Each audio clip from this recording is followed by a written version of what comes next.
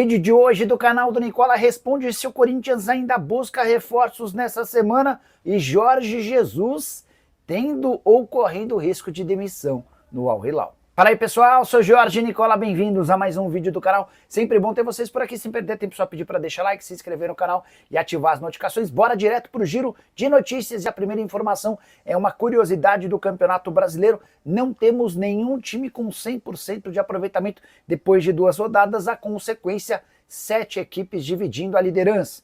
São elas Corinthians, Inter, Ceará, Fortaleza, Botafogo, Palmeiras e Flamengo, todos com 4 pontos conquistados. Para completar o giro de notícias, contar que o sorteio da terceira fase da Copa do Brasil já tem data marcada. Ele acontece nessa quarta-feira às 3 da tarde na sede da entidade. São 16 confrontos, com os times divididos em 2 potes, o pote A e o pote B. Hora de falar sobre o Corinthians. O Timão ainda pensa em contratação de reforços. Vale a lembrança de que a janela de inscrições para atletas que disputaram o estadual termina nessa sexta-feira. Quem não contratar agora vai precisar esperar até o mês de junho.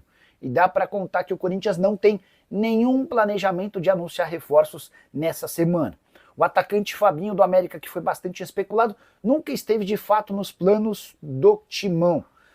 Existiu um oferecimento do atleta, o Corinthians acabou não levando essa história adiante. Em relação ao zagueiro Patrick no Novo Horizontino, também foi oferecido, causou boa impressão, mas depois de uma segunda avaliação, o Corinthians decidiu por não levar a história adiante. Cheguei a conversar com o empresário do Patrick, que me afirmou que se a negociação acontecer, ela vai ficar para metade do ano. O Corinthians passa por enormes dificuldades financeiras, fluxo de caixa apertado, dívidas com clubes, com jogadores, com empresários, e por conta disso, o presidente Augusto Melo decidiu recuar e abriu mão de reforços. É por isso que o Corinthians não foi ao mercado, nem na primeira janela, em janeiro, nem na segunda.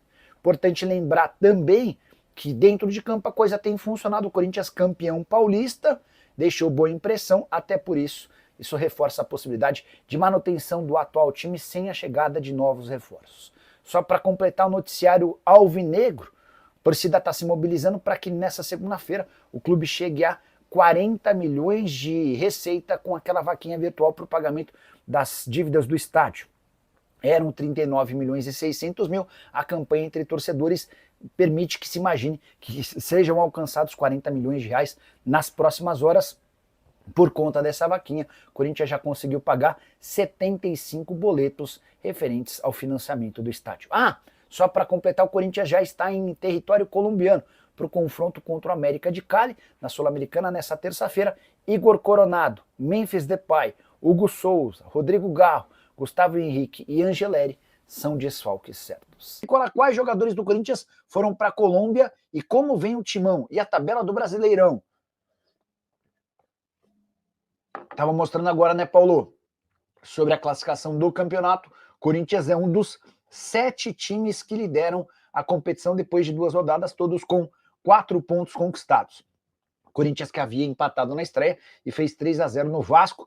Timão que volta a campo agora para enfrentar o América de Cali. Jogo chatinho, tá? O América de Cali se mostrou bom adversário. O jogo está marcado por dia 8, terça-feira, 21h30, Copa Sul-Americana. Por aqui perguntando sobre novidades do Timão. Em relação a reforços do Corinthians, a chance de chegar alguém nessa última semana da janela de inscrições é muito pequena, tá? Aquela história envolvendo o Fabinho, atacante do Ceará, não, do América, não foi confirmada. E em relação àquela sugestão do Patrick, zagueiro do Novo Horizontino, o Corinthians estudou e entendeu que é melhor não contratá-lo. Boa noite, Nicola. Vi que existem muitos jogadores de qualidade que ficaram livres para assinar sem custo. Algum pro Timão ou para Lusa? Felipe, para metade do ano não são tantos jogadores assim, né? Um dos mais interessantes, na minha opinião, é o Mauro Júnior. Esse é um lateral esquerdo, ele começa como meio-campista no Desportivo Brasil e é vendido para o PSV. E o Mauro está em fim de contrato lá no PSV, o contrato termina agora na metade do ano. O Corinthians chegou a sondar em dezembro, mas acabou não avançando. Nesse momento, o Palmeiras, o Botafogo e o Red Bull Bragantino são os maiores interessados. Mas a sua sugestão é boa, Vanil, não. A sugestão é do Felipe Álvares. Vou fazer um vídeo com atletas cujos contratos se encerram na metade do ano, tá? Em geral, os contratos dos brasileiros que atuam no Brasil são contratos amarrados até dezembro, mas eu vou fazer uma varredura. Thiago Mendes, por exemplo, é um que fica... Thiago Mendes, Mauro Júnior e quais outros jogadores livres para assinar. Vamos fazer essa matéria aí, é um vídeo legal, tá? Vamos lá, deixa eu pegar mais participações de vocês. Chegando, deixando like, hein? O Alexandre Souza, boa noite, Nicola. Você acha que o Corinthians precisa trazer um meia para suprir a ausência do Garro? Porque o Coronado não está mostrando ser um substituto à altura. Alexandre, o Corinthians gasta 2 milhões de reais por mês no Coronado. Eu acho que há necessidade da comissão técnica em investir e fazer com que o Coronado jogue. Tem que pôr o cara para jogar, dar minuto para ele, dar ritmo. Ele até começou a temporada bem, quando o Garro estava fora. Depois ele se machucou e perdeu um pouquinho desse fôlego. Mas eu insistiria no Coronado. Até porque trazer meia é algo super caro, em termos de salário, de compra de direitos econômicos. E o Corinthians não tem essa capacidade financeira nesse momento, tá? É verdadeira a volta do Guedes pro Timão, não é, Álvaro. O Corinthians passa por enormes dificuldades financeiras, muito complicadas, tá? A dívida subiu 700 milhões de reais no ano passado, o Corinthians tem tido problemas com o fluxo de caixa, e hoje o Roger Guedes ganha 5 milhões de reais por mês lá no Al Rayyan. Além desse salário nababesco, ainda haveria necessidade de pagamento grande para tirá-lo do Al Rayyan. O Al Rayyan gastou 10 milhões de euros. Eu acho que o Augusto Melo errou 3 vezes mais do que o Duílio em relação ao Luan, ex-Grêmio. Infelizmente, o que você acha? Abraços. Cara, o Duílio Monteiro Alves, para mim, foi o pior presidente da história do Corinthians, porque ele passou anos prometendo que ele não seria campeão, mas que ele arrumaria a casa, e a gente viu que era uma grande mentira. Então ele não ajudou em nada em relação às finanças do clube, talvez só tenha piorado, talvez não, só piorou, e esportivamente falando foi um fracasso. Na primeira temporada o Augusto foi mal, embora a janela de contratações do ano passado tenha sido bem boa, e já pintou um título no primeiro semestre do segundo ano de mandato.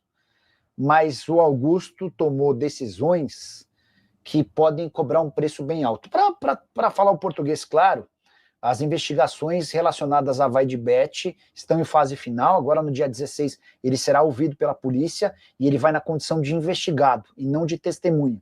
E eu conversei com uma pessoa que faz parte das investigações e existe o risco real de o Augusto ter problemas sérios em relação a esse processo, tá? Para de falar sobre Memphis Depay, que está perto de bater seu 4º bônus no contrato milionário com o Corinthians.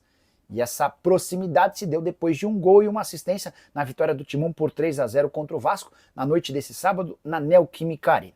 Antes de falar sobre esse novo bônus, deixa eu só recapitular quais metas que já foram alcançadas e valeram dinheiro ao jogador. O título do Campeonato Paulista assegurou ao Memphis 4 milhões e 700 mil reais livres de impostos. Também há uma série de bônus atrelados a gols e assistências.